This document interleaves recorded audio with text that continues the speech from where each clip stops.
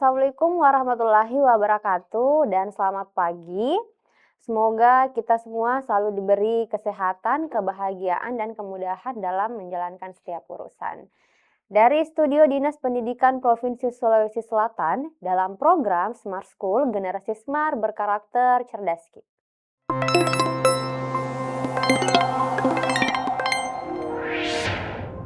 Berjumpa lagi bersama saya Andi Nurul Suci Aulia atau akrab disapa sebagai Kak Suci. Jadi seperti pada pertemuan-pertemuan sebelumnya, hari ini kita akan menyimak pembahasan soal-soal tes kemampuan akademik atau TKA khususnya dalam mata pelajaran Bahasa Indonesia Lanjutan. Untuk mengefektifkan waktu, mari sama-sama kita melihat bentuk soal nomor 1. Dalam soal nomor 1, disediakan sebuah teks yang berjudul Senja di Pelabuhan Tua. Jadi sebelum membaca keseluruhan teks, kita lihat dulu apa yang ditanyakan dari soal tersebut, dari bacaan tersebut. Yang diminta adalah sikap Hasan yang pada akhirnya merelakan Banyu pergi dengan berkata, jaga dirimu baik-baik di sana, menunjukkan bahwa penulis ingin menyampaikan nilai. Jadi untuk soal seperti ini, jangan hanya fokus memperhatikan satu paragraf saja atau hanya satu kalimat, tetapi harus melihat apa isi atau konflik yang dibahas dalam bacaan tersebut. Jadi kita kembali dulu ke teksnya. Teks yang berjudul Senja di Pelabuhan Tua. Hasan menatap riak air yang memecah di lambung perahu kayunya yang tua. Aroma garam dan ikan kering yang menguar dari perkampungan seolah menjadi bagian dari napasnya sendiri. Di ufuk barat, matahari mulai tenggelam, melukis langit dengan warna jingga keemasan yang syahdu. Inilah panggung hidupnya selama lebih dari 60 tahun. Namun, senja kali ini terasa berbeda, lebih sunyi, lebih berat. Di sampingnya, Banyu, cucu satu-satunya, gelisah memilih ujung bajunya. Pemuda 18 tahun itu akhirnya memberanikan diri. Kakek, ujarnya pelan, bulan depan Banyu akan merantau ke kota. Ada tawaran kerja di pabrik sepatu. Lidah lelaki tua itu terasa keluh, bukan karena garam yang dibawa angin laut, melainkan oleh kenyataan yang baru saja ditelan. Ia menoleh, menatap wajah cucunya yang memancarkan harapan-harapan yang tidak lagi berlabuh di laut. Di kota, gajinya pasti tidak seperti melaut, kadang dapat banyak, seringnya hanya cukup untuk makan. Lanjut Banyu. Seolah mencoba membenarkan keputusannya. Hasan tidak menjawab, pandangannya beralih ke laut lepas, tempat kapal-kapal besi besar milik perusahaan tambang tampak seperti raksasa tidur di kejauhan. Perahu-perahu nelayan seperti miliknya terlihat semakin kerdil dan ringkih. Ia tahu laut yang dulunya menghidupi keluarganya kini tak lagi menjanjikan masa depan yang sama bagi generasi cucunya. Jaga dirimu baik-baik di sana, hanya itu yang keluar dari bibir Hasan. Sebuah kalimat sederhana yang menyimpan riuh badai di dalam dadanya. Ia tidak akan menahan Banyu, baginya menahan cucunya sama saja dengan mematahkan sayapnya sebelum ia sempat belajar terbang. Biarlah ia mencari langitnya sendiri, bahkan jika itu berarti pelabuhan ini akan kehilangan satu lagi calon pewarisnya. Dalam teks yang berjudul Senja di Pelabuhan Tua, teks ini menceritakan seorang lelaki tua atau si kakek yang bernama Hasan. Nah, kakek ini bekerja sebagai pelaut atau nelayan mencari ikan. Si kakek atau Hasan memiliki seorang cucu yang bernama Banyu. Banyu ini merupakan cucu satu-satunya, berarti cucu kesayangan lah. Singkat cerita, ketika Banyu usianya sudah 18 tahun, ia meminta izin kepada kakeknya untuk merantau ke kota karena mendapat tawaran kerja di sebuah pabrik. Awalnya, Hasan sangat berat melepas kepergian cucunya, namun pada akhirnya ia merelakan cucunya untuk bekerja di luar kota. Jadi penulis sikap yang ingin disampaikan penulis dalam teks yang berjudul Senja di Pelabuhan Tua, yaitu pengorbanan dan keikhlasan untuk melepas orang yang dicinta. Ini adik-adik bisa perhatikan paragraf keempat, yaitu jaga dirimu baik-baik di sana. Hanya itu yang keluar dari bibir Hasan. Jadi kalimat ini menunjukkan bahwa sebenarnya si kakek atau si Hasan ini berat sekali melepas cucunya. Namun pada akhirnya ia juga bisa merelakan kepergian cucunya. Karena si kakek tidak ingin menghalangi si Banyu untuk meraih masa depannya. Nah, sekarang kita perhatikan setiap opsi. Kita eliminasi opsi. Opsi alfa, ketidakpedulian generasi tua terhadap masa depan generasi muda. Pernyataan dalam opsi alfa ini kurang tepat karena generasi tua di sini yang dimaksud itu si kakek atau si Hasan, generasi muda yang dimaksud itu si Banyu atau cucunya Hasan. Si kakek ini sangat peduli kepada cucunya, saking pedulinya dia sangat khawatir untuk melepas kepergian cucunya. Berarti opsi alfa kurang tepat sebagai jawaban. Bravo, komunikasi yang baik adalah kunci menyelesaikan konflik keluarga. Fokus utama dalam bacaan tersebut bukan mengenai komunikasi keluarga atau komunikasi konflik keluarga. Berarti bravo juga kurang tepat. Sekarang kita cek opsi Charlie. Pentingnya menjaga tradisi leluhur di atas segalanya. Dalam bacaan di samping, si Hasan tidak pernah memaksa cucunya si Bayu untuk mempertahankan tradisi melaut. Berarti opsi Charlie juga kurang tepat sebagai jawaban. Bagaimana dengan opsi delta dan error? Opsi delta, kasih sayang sejati terkadang menuntut pengorbanan dan keikhlasan. Jadi pernyataan opsi delta ini sudah tepat sesuai dengan yang kakak katakan tadi, simpulan dari teks tersebut, yaitu mengenai keikhlasan dan pengorbanan untuk melepas seseorang yang dicintai. Berarti opsi delta tepat, opsi error, kepasrahan total terhadap nasib tanpa perlawanan. Di bacaan, Hasan bukan pasrah kepada nasib, tetapi membuat keputusan yang bijaksana untuk cucunya. Berarti opsi error juga kurang tepat sebagai jawaban. Untuk soal nomor 1, jawabannya ada dalam opsi delta.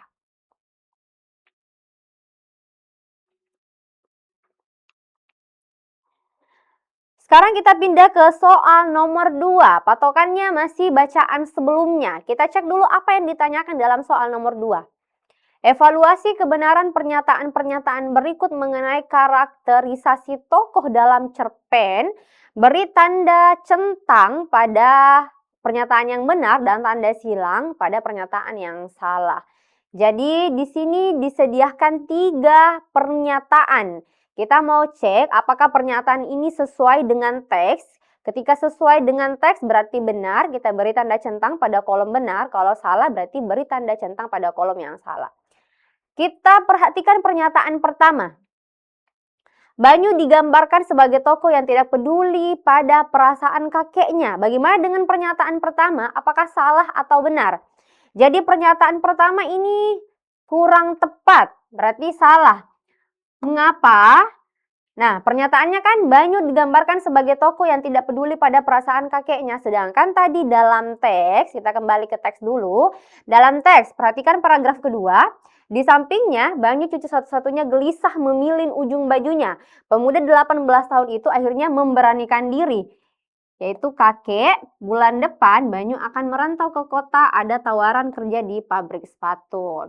Jadi sederhananya seperti ini, jika si Banyu tidak peduli kepada si Hasan atau kakeknya, Banyu tidak perlu meminta izin kakek ketika ingin pergi merantau. Tapi saking pedulinya si Banyu terhadap sang kakek, makanya si Banyu menunggu keputusan kakeknya, apakah kakeknya mengizinkan pergi atau tidak. Berarti sudah tepat pernyataan pertama. Salah. Kita pindah ke pernyataan yang kedua. Meskipun sedih, Hasan menunjukkan kebijaksanaan dengan merelakan kepergian cucunya. Oke, pernyataan yang kedua ini ada disampaikan dalam teks ya. Kan ada di dalam teks, meskipun sebenarnya Hasan itu berat sekali melepas kepergian cucunya untuk merantau ke luar kota, tetapi pada akhirnya Hasan membuat keputusan bijaksana, yaitu dengan merelakan cucunya untuk pergi merantau keluar kota. Berarti pernyataannya tepat. Sekarang kita cek pernyataan ketiga. Pernyataan ketiga, Hasan adalah tokoh statis yang menolak segala bentuk perubahan. Meskipun pada awalnya Hasan memang tidak setuju dengan keputusan cucunya yang ingin merantau keluar kota, namun pada akhirnya merelakan. Artinya, sikap Hasan ini mengalami perkembangan sehingga tokoh Hasan bukan merupakan tokoh yang menolak bentuk perubahan. Berarti pernyataannya salah. Oke, untuk soal nomor 2 ini, kakak simpulkan pernyataan pertama itu salah, kedua benar, pernyataan ketiga juga kurang tepat atau salah.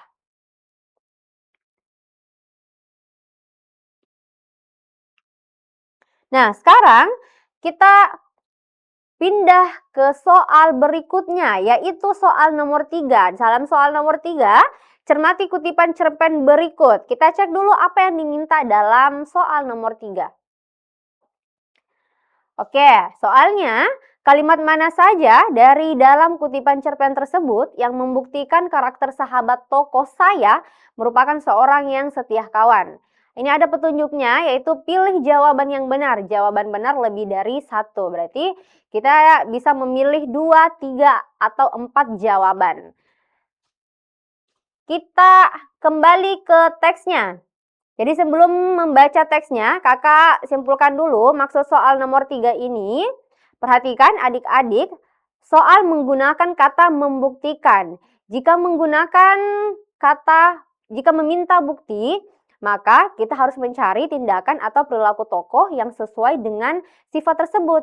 Sifat yang dimaksud itu yang mana? Yaitu sifat setia kawan. Ini kan sifat setia kawan. Atau sederhananya seperti ini, kita diminta untuk mencari manakah kalimat-kalimat dalam kutipan cerpen tersebut yang menunjukkan bahwa Dina adalah seorang tokoh yang setia kawan. Kita kembali ke teks.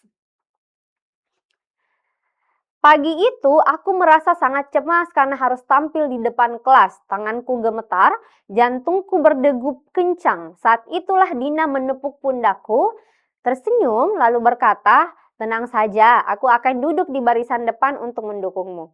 Ketika aku mulai lupa isi pidato, Dina memberi kode kecil dengan menganggukkan kepala seakan berkata semuanya baik-baik saja. Seusai acara, Dina menemaniku hingga pulang dan menenangkan hatiku. Kamu sudah hebat, aku bangga padamu. Jadi sekarang kita eliminasi opsi. Opsi pertama yaitu opsi alfa. Opsi alfa, tanganku gemetar, jantungku berdegup kencang. Opsi alfa ini menggambarkan kondisi tokoh aku, bukan sikap Dina. Jadi opsi alfa kurang tepat sebagai jawaban. Opsi bravo, Dina menepuk pundakku, tersenyum lalu berkata, "Tenang saja, aku akan duduk di barisan depan untuk mendukungmu." Jadi pernyataan bravo ini tepat. Kenapa? Ini merupakan bukti nyata dari tindakan Dina, yaitu memberi dukungan kepada temannya. Oke, sekarang kita pindah ke opsi Charlie. Ketika aku mulai lupa isi pidato, Dina memberi kode kecil dengan menganggukkan kepala seakan berkata semuanya baik-baik saja. Jadi opsi Charlie juga sudah tepat. Ini juga menunjukkan bahwa Dina ini seorang yang setia kawan. Dia membantu temannya pada saat kesulitan. Opsi Delta. Seusai acara, dia menemaniku hingga pulang dan menenangkan hatiku. Kamu hebat, aku bangga padamu. Jadi opsi Delta ini menunjukkan rasa kepedulian dan kesetiaan oleh tokoh Dina kepada temannya. Yaitu dengan cara ini, dia menemani temannya hingga pulang dan menenangkan temannya. Berarti opsi Delta juga sudah tepat. Bagaimana dengan opsi error? Pagi itu Aku merasa sangat cemas karena harus tampil di depan kelas. Opsi error ini alasannya hampir sama dengan opsi alfa. Ini merupakan kondisi dari toko aku, bukan sikap Dina. Berarti opsi error kurang tepat. Karena tadi soalnya, petunjuk soalnya pilihlah jawaban benar. Jawabannya bisa lebih dari satu. Jadi yang benar itu opsi Bravo, Charlie, dan opsi Delta. Jadi ada 3.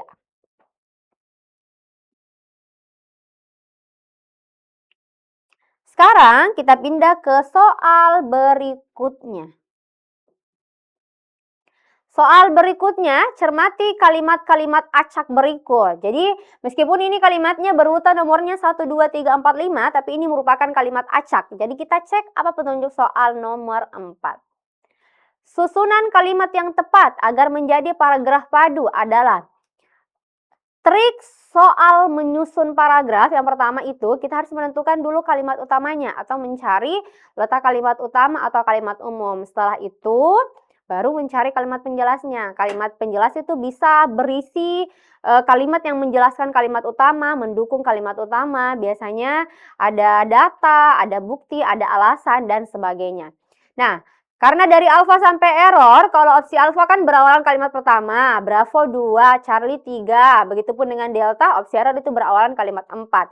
Jadi kita cek 1, 2, 3, 4, yang mana yang paling sesuai untuk menjadi kalimat umum atau kalimat utama dalam paragraf tersebut. Kita cek kalimat pertama.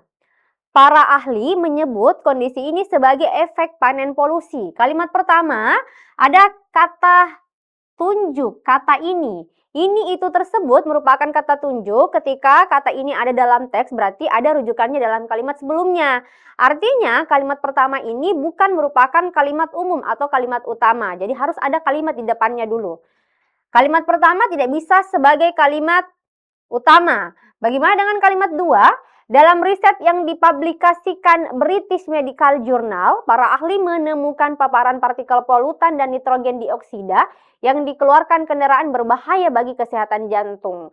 Untuk kalimat kedua atau pernyataan kedua, ini merupakan penelitian ilmiah, kurang tepat juga sebagai kalimat utama. Kemudian bagaimana dengan kalimat ketiga? Kemacetan di jalan tidak hanya bisa menimbulkan stres, tapi juga berbahaya untuk jantung. Ini saya koreksi sedikit ya adik-adik, ini penulisannya serangkai, tidak menggunakan imbuhan. Tidak menggunakan kata tanda hubung maksudnya, jadi menimbulkan. Jadi seperti ini. Kemacetan di jalan tidak hanya bisa menimbulkan stres, tetapi juga berbahaya untuk jantung. Oke, kalimat 3 bisa menjadi kalimat utama. Jadi kalimat 3 merupakan kalimat umum. Nah, karena kita sudah dapat kalimat umumnya, sekarang kita mencari yang mana kalimat penjelasnya. Kita cek dulu opsinya, yang mana yang berawalan kalimat 3. Otomatis alfa, bravo, opsi alfa, bravo, dan error ini sudah tidak bisa jadi jawaban karena awalannya sudah salah. Tadi kan yang benar itu untuk menjadi kalimat umum atau kalimat pertama, yaitu kalimat 3. Tersisa opsi Charlie dan delta. Apakah setelah kalimat ketiga itu 1 atau kalimat 4? Oke, kalimat 3 tadi merupakan kalimat umum ya. Nah, sekarang kita cek dulu kalimat pertama. Apakah cocok kalimat 3 baru kalimat pertama dulu? Para ahli menyebut kondisi ini sebagai efek panen solusi. Kata ini rujukannya apakah ada dalam kalimat ketiga? Apakah kondisi yang dimaksud itu kondisi kemacetan? Tidak ya, tidak sesuai, berarti 3, 1 kurang tepat. Bagaimana dengan 3 baru 4? Menurut sebuah penelitian, menghirup asap yang mengandung polutan dalam jangka waktu lama bisa memicu serangan jantung seseorang. Oke, karena tadi di kalimat ketiga menyatakan bahwa kemacetan berbahaya untuk jantung. Kenapa berbahaya? Alasannya ada dalam kalimat 4, yaitu ini, menghirup asap yang mengandung polutan dalam jangka waktu lama bisa memicu jantung seseorang. Jadi kalimat 4 ini merupakan alasan mengapa kemacetan berbahaya bagi jantung. Setelah kalimat 4, kalimat berapa tadi? Ini kan sudah bisa dipastikan bahwa jawabannya opsi delta, tapi kita mau cocokkan dulu apakah saling padu. Jadi 3, 4, 2, 5, 1. Setelah 4 itu kalimat kedua. Di kalimat kedua, dalam riset yang dipublikasikan British Medical Journal, para ahli menemukan paparan partikel polutan dan nitrogen dioksida yang dikeluarkan kendaraan berbahaya bagi kesehatan jantung. Jadi ini merupakan penelitian ilmiah. Oke, berarti sudah tepat. Ini dulu kalimat pertama, kemudian disusul, terus ini. Setelah 2, yaitu kalimat kelima ya. Jadi meskipun risikonya hanya 1,3%, paparan 2 partikel tersebut bisa memicu serangan jantung sekitar 6 jam setelah seseorang menghirup asap kendaraan. Jadi ada kata 2 partikel tersebut. Seperti yang kakak katakan tadi, di sini ada kata tersebut. Jadi rujukannya pasti ada dalam kalimat sebelumnya. Partikel yang dimaksud yaitu yang ini. Partikel polutan dan nitrogen. Berarti sudah tepat setelah kalimat 2 langsung kelima. Berarti 1, 2, 3. Tersisa kalimat pertama. Jadi kalimat pertama itu merupakan kalimat terakhir atau kalimat penutup. Para ahli menyebut kondisi ini sebagai efek panen solusi. Oke. Berarti jawaban yang paling tepat untuk soal nomor 4 yaitu menyusun kalimat yang tepat agar menjadi paragraf padu, yaitu opsi delta. Kalimat 3 dulu, kemudian 4, 2, 5, dan kalimat pertama sebagai kalimat penutup. Oke, baik, kita pindah ke soal selanjutnya, soal nomor 5. Soal nomor 5, ada teks lagi, perhatikan teks di bawah ini. Kita lihat dulu apa petunjuk soal dari teks tersebut. Pelajaran yang dapat diambil dari bacaan tersebut adalah pelajaran maksud soal nomor 5 ini yang diminta itu amanat. Jadi amanat yang bisa dipetik dari bacaan tersebut ya. Jadi kita harus baca dulu teksnya. Sampah plastik menjadi salah satu masalah terbesar di kota-kota besar. Banyak sungai yang tersumbat akibat sampah plastik sekali pakai yang dibuang sembarangan. Akibatnya, banjir lebih sering terjadi dan menimbulkan kerugian bagi warga. Namun, beberapa komunitas mulai melakukan gerakan pengurangan plastik, seperti membawa tas belanja sendiri dan menggunakan botol minum isi ulang. Perubahan kecil ini, jika dilakukan bersama, dapat membawa dampak besar bagi lingkungan. Setelah membaca teks tersebut, amanat atau pesan atau pelajaran yang dapat diambil yaitu penulis ingin mengajak masyarakat untuk mengurangi penggunaan tas plastik ya, untuk mengurangi penggunaan plastik. Jadi sekarang kita cek dulu, kita eliminasi opsi ya. Opsi alfa, sampah plastik hanya tanggung jawab pemerintah. Apakah pernyataan opsi alfa benar atau salah? Kembali dulu ke teksnya. Di dalam teks itu, beberapa komunitas mulai melakukan gerakan pengurangan plastik. Jadi, opsi alfa di sini pernyataannya salah karena sampah plastik itu tidak hanya menjadi tanggung jawab pemerintah, tetapi juga merupakan tanggung jawab masyarakat dan beberapa komunitas. Jadi, opsi alfa kurang tepat. Bagaimana dengan Bravo? Mengurangi plastik sekali pakai bisa menjadi solusi bersama. Oke, ini sesuai dengan apa yang saya katakan sebelumnya. Bagaimana dengan opsi Charlie? Semua warga kota harus berhenti berbelanja. Di dalam teks tidak ada kalimat atau pernyataan yang mengatakan bahwa kita harus berhenti berbelanja. Tapi dalam teks itu pesan yang ingin disampaikan yaitu penulis ingin mengajak masyarakat untuk mengurangi penggunaan plastik ya. Berarti Charlie juga kurang tepat. Delta, sungai sebaiknya dibiarkan apa adanya, tidak. Seharusnya sungai itu dijaga agar tidak tercemar dari limbah plastik. Jadi delta juga kurang tepat. Bagaimana dengan opsi error? Plastik tidak berbahaya jika dibakar. Di dalam teks ini tidak ada kalimat atau pernyataan yang menunjukkan bahwa apa bahaya ketika membakar plastik ya. Berarti opsi error juga pernyataannya kurang tepat. Nah, untuk soal nomor 5, jadi ingat ketika soalnya meminta pelajaran yang dapat diambil, berarti yang dimaksud itu amanat atau pesan yang dapat dipetik dari bacaan tersebut. Nah, itu tadi bentuk soal-soal TKA yang mungkin akan muncul dalam TKA pada tahun ini ya, karena kan TKA sudah hampir diadakan. Baik, kita cukupkan pertemuan hari ini. Semoga apa yang Kakak sampaikan bermanfaat untuk adik-adik ke depannya. Jika ada salah kata mohon dimaafkan. Wabillahi taufiq wal hidayah. Wassalamualaikum warahmatullahi wabarakatuh.